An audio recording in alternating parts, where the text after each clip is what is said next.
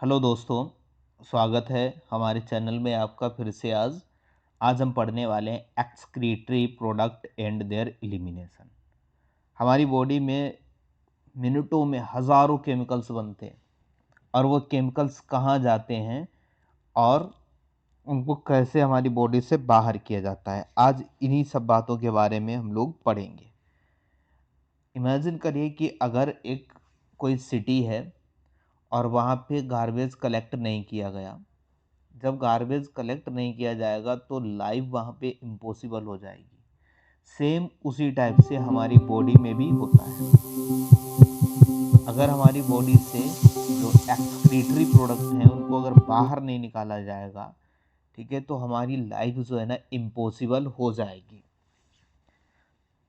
तो सबसे पहले हम लोग इंट्रोडक्शन की बात करते हैं। इंट्रोडक्शन में देखते हैं डेफिनेशन। डेफिनेशन का मतलब क्या है कि जो हमारी बॉडी में रिएक्शंस चलती हैं मेटाबॉलिक, उनका जो बेस्ट प्रोडक्ट है उसको बाहर निकालने की प्रोसेस को एक्सक्रीशन बोलते हैं। Excretion is the process of removing metabolic based product from the body. Purpose क्या है इसका? It help in maintaining homeostasis and prevent the accumulation of toxic substance. एक तो हमारी बॉडी के अंदर होम्योस्टेसिस को मेंटेन करता है। दूसरा क्या होता है कि जो टॉक्सिक सब्सटेंसेस होते हैं उनको भी एक्युमुलेट नहीं होने देता, मींस इकट्ठा नहीं होने देता है। अगर हम लोग बात करें होम्योस्टेसिस की, तो होम्योस्टेसिस में क्या होगा कि बॉडी जो है उसका टेम्परेचर कितना बना रहे, 37 always. Next, blood glucose level भी ऑप्टिमम रहे, वाटर बैलेंस भी बना रहे, पीएच भी कैसी रहे, ब्लड की मेंटेन रहे, और साथ साथ में आयनिक कंसंट्रेशन को भी मेंटेन करने की प्रोसेस को हम लोग क्या बोलते हैं? होम्योस्टेसिस। अगर सोर्सेस ऑफ वेस्टेज की हम लोग बात करें कि जो हमारी बॉडी में वेस्टेज बन रहे हैं उनका सोर्सेस क्या है? आपको पता है सेलुलर रिएक्शन होती है, सेल के अंदर सेलुलर रिएक्शंस होती हैं।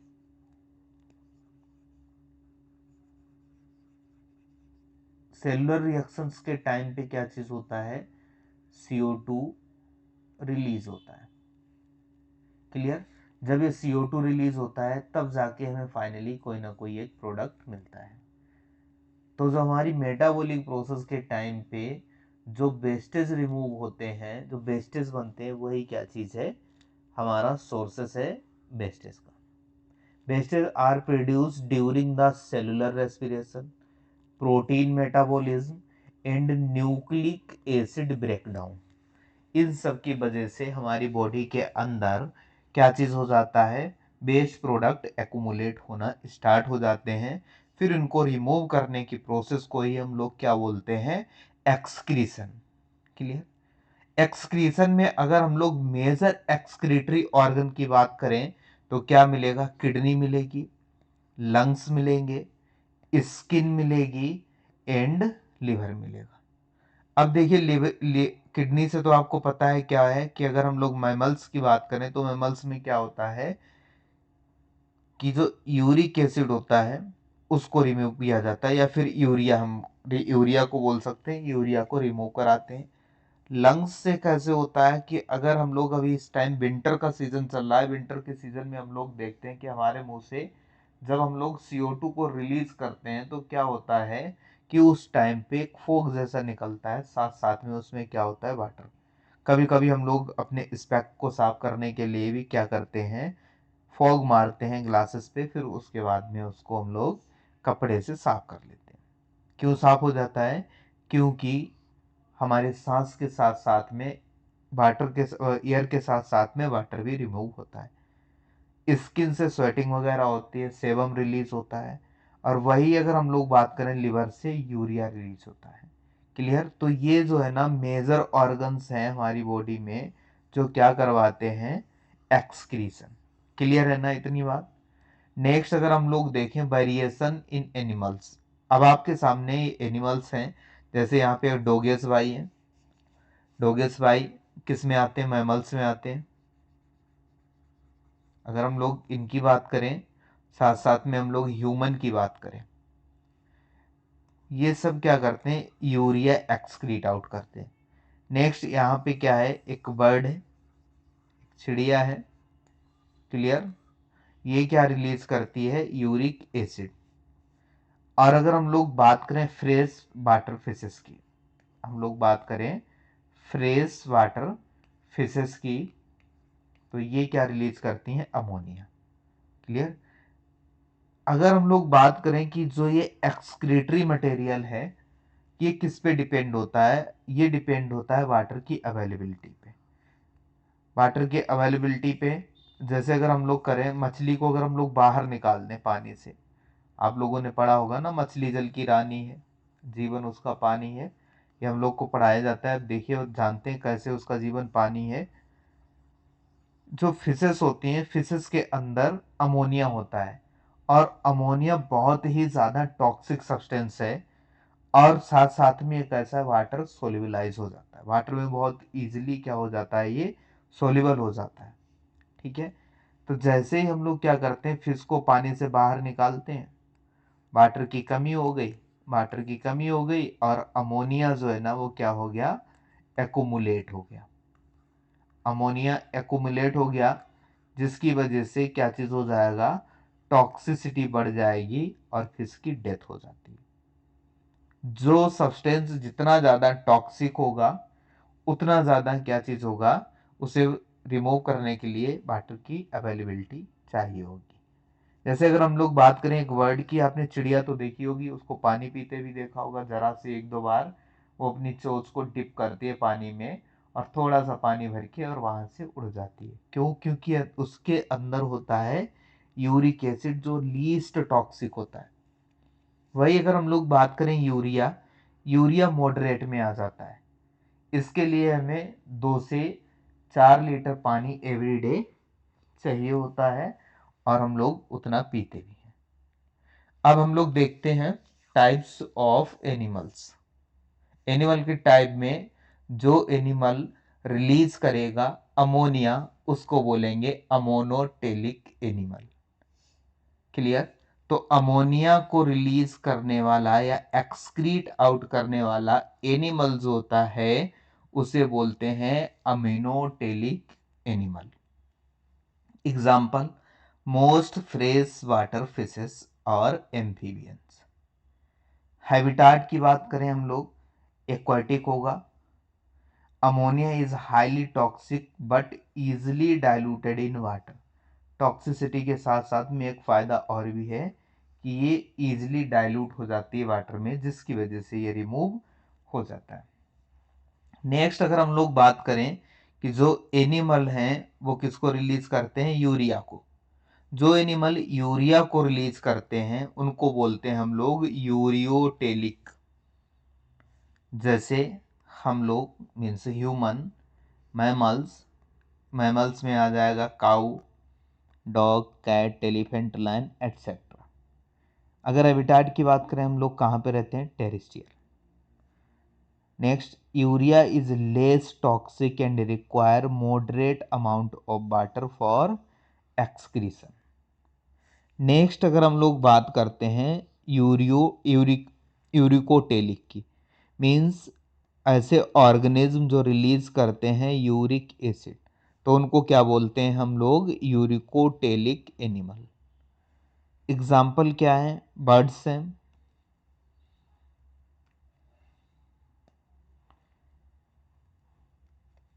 बर्ड्स आ जाएंगी। बर्ड्स में पिजन है, हेन है, पैरेट है, बहुत सारे आ जाएंगे। नेक्स्ट रेप्टाइल्स, रेप्टाइल्स में लिजार्ड, स्नेक, टोरिटोज, इंसेक्ट में काकरोच आएगा।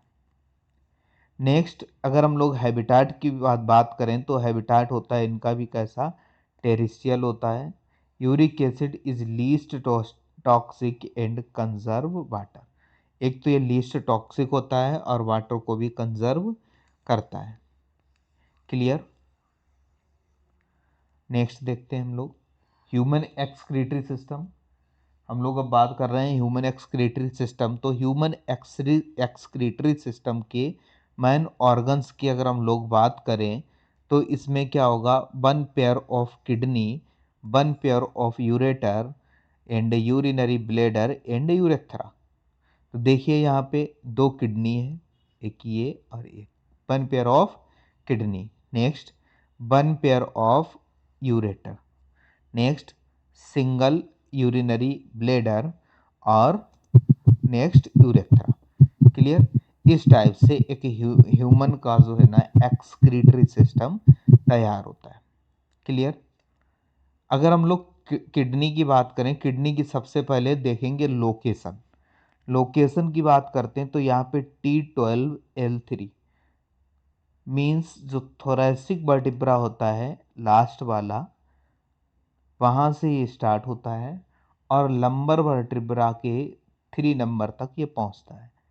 आपको पता है ना कि हमारा जो वर्टिब्रल कॉलम होता है उसमें थोरैसिक 12 होते हैं और लंबर 5 होते हैं। अगर हम लोग देखें थोरैसिक जहाँ से ख़त्म होगा, लंबर जहाँ से स्टार्ट होगा और लंबर के 3 नंबर तक क्या मिलेगा हमको, kidney. On the either side of the vertebral column behind the peritoneum cavity. Means क्या है कि अगर हम लोग देखें ये हमारा वर्टिब्रल कॉलम है। क्लियर। इस तरह से हमारी वर्टिब्री है। इस वर्टिब्री के पास में यहाँ पे अटैच होगा किडनी और किडनी को इस टाइप से कवर करके रखेगा पेरिटोनियल कैविटी ऐसे। देन इसके बाद में सारा डाइजेस्टिव सिस्टम आएगा। इसके बाद में ये ऐसे सबक्यूटेनियस लेयर आएगी और पूरा एक ह्यूमन का इस टाइप से इतना पोर्शन बन के तैयार हो जाएगा। क्लियर। कलर की बात करें, रेडिश ब्राउन होता है, इस टाइप से कलर देखने को मिलेगा आपको। नेक्स्ट अगर हम लोग इसके शेप की बात करें तो शेप इसका कैसा हो जाएगा, बीन शेप्ड। तो बीन क्या होता है, एक इस तरह से सेम बोलते हैं, एक वेजिटेबल होता है, बीन होता है, उसका ये सीड है, इसके जैसी किडनी का शेप होता है। अगर हम लोग बात करें इसकी लेंथ की, अगर हम लोग एक किडनी की लेंथ की बात करें तो लेंथ 10 से 12 सेंटीमीटर अप्रोक्स होती है। नेक्स्ट अगर हम लोग इसकी विड्थ की बात करें, चौड़ाई की बात करें, तो चौड़ाई इसकी कितनी होती है, अप्रोक्सीमेट 5 to 7 सेंटीमीटर। अगर हम लोग इसके मोटाई की बात करें जिसको थिकनेस बोलते हैं, तो थिकनेस हो जाएगी अप्रोक्सीमेट 2 से 3 सेंटीमीटर। ये सारा का सारा एनसीईआरटी का ही डेटा है। नेक्स्ट अगर हम लोग वेट की बात करें, वेट की बात करते हैं तो वेट में 120 ग्राम से 170 ग्राम तक इसका वेट होता है। 120 ग्राम टू 170 ग्राम किसका वेट, किडनी का। Clear. In this animation, we explore the urinary system, highlighting the kidney's role in filtering blood and producing urine, which then 1 urethra present होता है ह्यूमन के एक्सक्रीटरी सिस्टम में। Next, toward the center of the inner concave surface of the kidney is a nook is called hilum। देखिए कैसे, ये वाला जो portion है ये कॉनकेव सरफेस है, इसको क्या बोलते हैं, हाइलम। इसको क्या बोलते हैं, हाइलम। हाइलम से क्या होता है, रीनल आर्टरी, रीनल वेन और यूरेटर। रीनल आर्टरी एंटर करेगी, रीनल वेन बाहर आएगी और यूरेटर भी यहाँ से बाहर आएगा।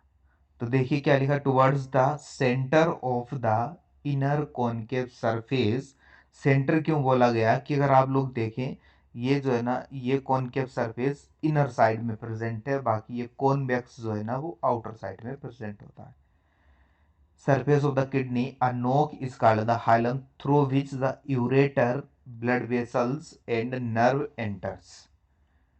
Next, inner to the hilum is a broad funnel shaped space is called renal pelvis। अगर हम लोग हाइलम के अंदर की बात करें, ये वाला पोर्शन, ये पोर्शन क्या हो जाता है, रीनल पेल्विस। तो ये है renal pelvis. Clear. With projections is called the calyxes, और इसकी प्रोजेक्शन को हम लोग क्या बोलते हैं, कैलेक्सिस। क्लियर। पहला हाइलम, हाइलम से रीनल आर्टरी, रीनल वेन और यूरेटर जो है ना एंटर एग्जिट करते हैं।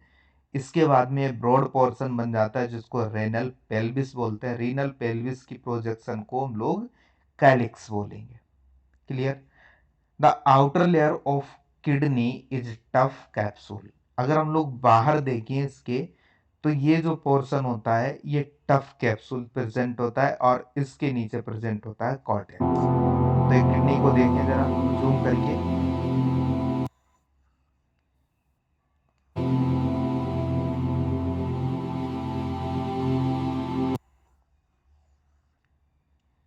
क्लियर, फिर से देख लेते हैं एक बार।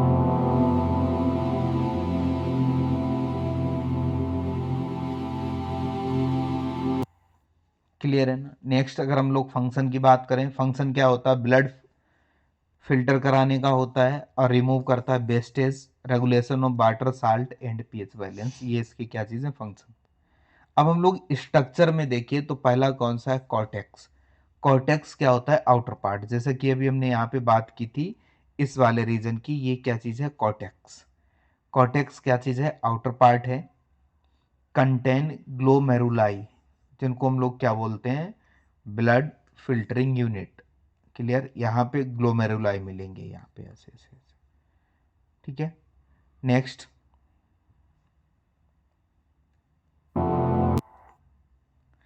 दूसरा होता है मेडुला। मेडुला इनर पार्ट होता है, कंटेन रीनल पिरामिड। अब अगर हम लोग मेडुला की बात करें तो ये जब कॉर्टेक्स के बाद पहले capsule, then cortex, then medulla. Medulla के पास में इस टाइप से ये जो देख रहे हैं ना आप ट्रायंगल शेप में, ये रीनल पिरामिड है। रीनल पिरामिड के अंदर ये जो लाइंस देख रहे हैं आप, ये क्या चीज़ है, नेफ्रॉन। नेक्स्ट क्या चीज़ मिलेगा में, नेफ्रॉन। और नेफ्रॉन क्या चीज़ होता है, यूनिट के अंदर फंक्शनल यूनिट। इनके अगर हम लोग नंबर की बात करें, अप्रोक्सीमेट 1 मिलियन पर किडनी प्रेजेंट होते हैं। क्लियर। तो outer capsule, then cortex, then medulla. Clear. इस टाइप से किडनी के अंदर ये सारी चीजें प्रेजेंट होती हैं। Each nephron has two part. First होता है glomerulus and then renal tubule. अगर हम लोग नेफ्रॉन की बात करें, नेफ्रॉन के हर एक पार्ट में क्या चीज होगा, कि पहला ग्लोमेरुलस होगा, इसके बाद में होता है ट्यूब्यूल। इस टाइप से ये क्या चीज है, ग्लोमेरुलस है। देन यहाँ से रीनल ट्यूब्यूल स्टार्ट होता है जो पीसीटी से स्टार्ट होता है, लूप ऑफ हेनले तक जाता है। इसके बाद डीसीटी, डीसीटी के बाद में कलेक्टिंग डिस्क, डिस्क जो होती है उसमें आके ये रुक जाता है। Clear. Next, glomerulus is a tuft capillaries formed by the afferent arteriole, a fine branch of the renal artery। अगर हम लोग इसमें देखें ये क्या चीज़ है, अफरेंट आर्टेरियोल है। इस अफरेंट आर्टेरियोल से ब्लड इस टाइप से एंटर करता हुआ आएगा और इफरेंट से बाहर चला जाता है। तो ये जो टफ्ट कैपिलरीज आप देख रहे हैं ये ग्लोमेरुलस है। नेक्स्ट है, blood from the glomerulus is carried away by the efferent. Glomerulus में ब्लड एंटर करता है अफरेंट आर्टेरियोल से, देन क्या चीज हो जाता है, ये फिल्टर होके इफरेंट आर्टेरियोल से बाहर निकल जाता है। The human kidney filters blood supplied by the renal artery. Urine formation begins in the cortex and medulla. सबसे पहले क्या होगा कि यहाँ पे फिल्टर होगा, फिल्टर होने के बाद में इसको भेज दिया जाएगा मेडुला से कैलिक्स, कैलिक्स से भेज दिया जाएगा पेल्विस, और पेल्विस से इसको फिर भेज दिया जाता है किसमें, यूरेटर में, यूरेटर से यूरिनरी ब्लेडर में, यूरिनरी ब्लेडर से यूरेथ्रा में, देन इसको बाहर पास आउट कर दिया जाता है। नेक्स्ट, बूमन्स कैप्सूल की अगर हम लोग बात करें तो बूमन कैप्सूल क्या होता है, द रीनल ट्यूब्यूल विंग्स with double walled cup like structure which enclose a glomerulus. अगर हम लोग देखें ये क्या चीज़ है, double walled cup like structure है, ये कंटेन करके रखे है किसको अपने पास, ग्लोमेरुलस को। यहाँ पे क्या मिलेगा, ग्लोमेरुलस। ठीक है। Next glomerulus along with the Bowman capsule, glomerulus और along with Bowman capsule. Glomerulus को हम लोग अगर किसके साथ जोड़ रहे हैं, वुमन कैप्सूल के साथ में, तो इसको बोलेंगे मालपीगियन बॉडी और रीनल कार्पकल्स। क्लियर? इस टाइप से क्या बनता है, ये पूरा स्ट्रक्चर जो है वो रीनल कार्पकल्स है। अफरेंट से ब्लड आया, इफरेंट से निकल गया, इसके बाद में ग्लोमेरुलस और प्लस वुमेन्स कैप्सूल को कलेक्टिवली हम लोगों ने क्या बोल दिया है यहाँ पे, मालपीगियन टिप्यूल। क्लियर? ये फिर इसके बाद में स्टार्ट होता है इसमें रीनल पार्ट, जिसको बोलते हैं हम लोग पीसीटी। क्लियर? देखिए, the tubule continue further to form the highly coiled network. अब जैसे रीनल टिब्यूल स्टार्ट होगा, वहां पे हाईली कॉइल्ड नेटवर्क मिलेगा, जिसको हम लोग बोलेंगे प्रोक्सिमल कन्वालेटेड टिब्यूल।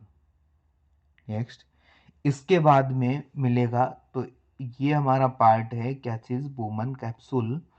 देन ये हो जाएगा पीसीटी। इसके बाद में ये हेयर पिन लूप जैसा स्ट्रक्चर बनेगा, जिसको हम लोग क्या बोलेंगे, loop of Henle. Then PCT, और पीसीटी किस में समा जाएगा, कलेक्टिंग डक्ट में। इस टाइप से एक बेसिक स्ट्रक्चर याद रखना है कि ये वुमन्स कैप्सूल है या मालपीगियन बॉडी है। इसके बाद में ये वाला पोर्शन पीसीटी है। देन ये जो हेयर पिन लूप जैसा आपको दिख रहा है यू शेप्ड का, ये क्या चीज मिल जाएगा, लूप ऑफ हेनले। इसमें एक पोर्शन डिसेंडिंग होगा इस टाइप से, दूसरा पोर्शन असेंडिंग होगा। देन इसके बाद में आता है क्या चीज, डीसीटी। नेक्स्ट क्या होता है, ये कलेक्टिंग डक्ट।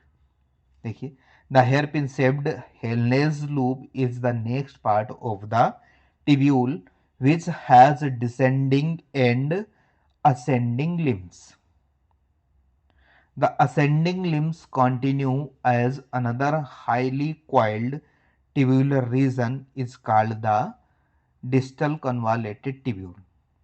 Next, इसके बाद में क्या आया, DCT. Next, DCT of the many nephron are open into the straight tube is called the collecting duct. ये वाला पार्ट है, बहुत सारे डीसीटी एक कलेक्टिंग डक्ट में आके ओपन हो जाएंगे। Many which converge and opens into the renal pelvis through the medullary pyramid in the calyx.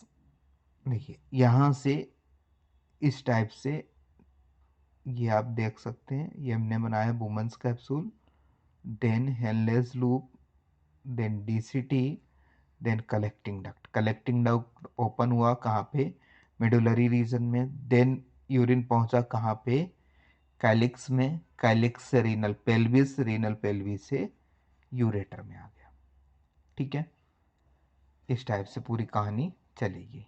तो पहले यहाँ पे फिर से देखते हैं हम लोग, glomerulus, woman capsule, collectively called Malpighian body. Malpighian body से यहाँ पे जो ये बनेगा वो क्या बनेगा, प्रोक्सिमल कन्वालेटेड टिब्यूल। प्रोक्सिमल कन्वालेटेड टिब्यूल किस में कन्वर्ट हो जाएगा, हेनलेज लूप में। हेनलेज लूप जो यहाँ पे बनेगा, एक डिसेंडिंग होगा, दूसरा असेंडिंग होगा। इसके बाद में आएगा डिस्टल कन्वालेटेड टिब्यूल। क्लियर? फिर ये डिस्टल कन्वालेटेड टिब्यूल ओपन हो जाएगा किसमें, कलेक्टिंग डक्ट। कलेक्टिंग डक्ट से यूरिन पहुंचेगा मेडुलरी या मेडुला में। ठीक है, मेडुला में जाने के बाद में इसको भेज दिया जाएगा कैलिक्स में। कैलिक्स से रीनल पेल्विस, देन यूरेटर से इसको बाहर भेज दिया जाएगा। Clear? Next, Malpighian corpuscles PCT DCT of the nephron are situated in the cortical region of the kidney where the loop of Henle's deeps into the medulla. इस point का मतलब अगर हम लोग देखें तो इस वाले स्ट्रक्चर से अच्छे से समझ पाएंगे। ये कॉर्टेक्स है, कॉर्टेक्स में यहाँ पे मिलेगा हमें ऐसे Bowman capsule, then PCT, then loop of Henle, और इसके बाद में DCT और कलेक्टिंग डक्ट। कहने का मतलब क्या है इस पॉइंट का, वुमन कैप्सूल, PCT, DCT ये किडनी के कॉर्टिकल रीजन में प्रेजेंट होते हैं, और लूप ऑफ हेनले जो है वो किस में मिलेगा हमें, मेडुला की डीप पोर्शन में। ऐसे इस टाइप से हमें As you can see in the diagram, the nephron consists of the renal corpuscle, which includes the glomerulus and Bowman's capsule, followed by the renal tubule.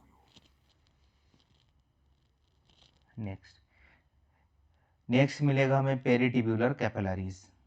Clear? तो पहले ये देख लेते हैं। नेक्स्ट कॉर्टिकल नेफ्रॉन होगा on the basis of loop of Henle. Clear?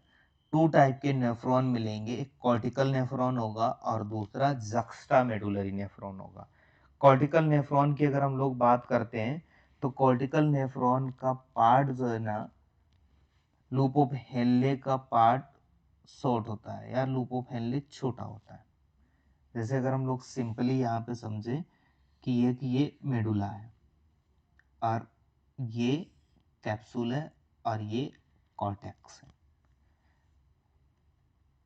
इस type से cortical nephron ऐसा मिलेगा। ये ऐसा थोड़ा बहुत पार्ट जो है वो किसमें पहुंच जाएगा, मेडुला में। और वही अगर हम लोग बात करें जक्स्टा मेडुलरी की, तो जक्स्टा मेडुलरी नेफ्रॉन का पार्ट जो है वो जंक्शन रीजन पे मिलता है इस टाइप से, और लूप ऑफ हेनले डीपली जाता है। इसके बाद में यहाँ पे बनता है DCT, और DCT को भी किससे जोड़ दिया जाता है, कलेक्टिंग डक्ट से। तो ये वाला जो है वो क्या बन जाएगा, जक्स्टा मेडुलरी नेफ्रॉन, और ये वाला कहलाएगा कॉर्टिकल नेफ्रॉन। 80% किडनी के अंदर कॉर्टिकल नेफ्रॉन होते हैं।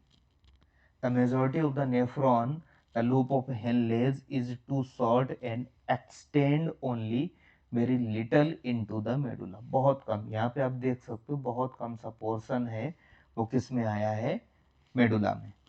नेक्स्ट जक्स्टा मेडुलरी नेफ्रॉन की बात करें, in the sum of the nephron of the loop of Henle's is very long and runs deep into the medulla. ये वाला नेफ्रॉन आप देख सकते हैं। क्लियर है ना? As you can see in the diagram, the nephron consists of the renal corpuscle, which includes the glomerulus and Bowman's capsule, followed by the renal next बात करते हैं हम लोग peritubular capillaries. The afferent arteriole emerging from the glomerulus form the capillaries network around the renal tubule. जब efferent arteriole glomerulus से बाहर निकलता है तो ये रीनल ट्यूब्यूल के चारों तरफ एक नेटवर्क जैसा बना लेता है। उसी को हम लोग क्या बोलेंगे, पेरिटिब्यूलर कैपिलरीज। लाइक यहाँ पे देखिए, इफरेंट बाहर आया और इसने यहाँ पे बहुत सारी कैपिलरीज का नेटवर्क बना लिया, इसको बोलेंगे पेरिटिब्यूलर कैपिलरीज। नेक्स्ट होता है बासा रेक्टा। बासा रेक्टा आप देख पा रहे हैं, ये जो रेड कलर का आप देख रहे हैं यहाँ पे पेरिटिब्यूलर कैपिलरीज, और पेरिटिब्यूलर कैपिलरीज के बाद में आपको यहाँ पे रेड कलर का जो देखने को मिल रहा है वो बासा रेक्टा है, जो कहाँ से बना है, इफरेंट आर्टेरियोल्स, जिसके अंदर ब्लड फ्लो करता है, और इसका शेप जो है वो यू शेप होता है। Like a minute vessels of this network runs parallel to the Henle's loop, forming the U-shaped basa recta. Basa recta absent or highly reduced in the cortical nephron. Next, ये जो portion है urine formation का As the है, filtrate moves through यहाँ the पे हमें क्या nephron, देखने को मिलेगा, काउंटर करंट मैकेनिज्म। आज के लिए हम लोग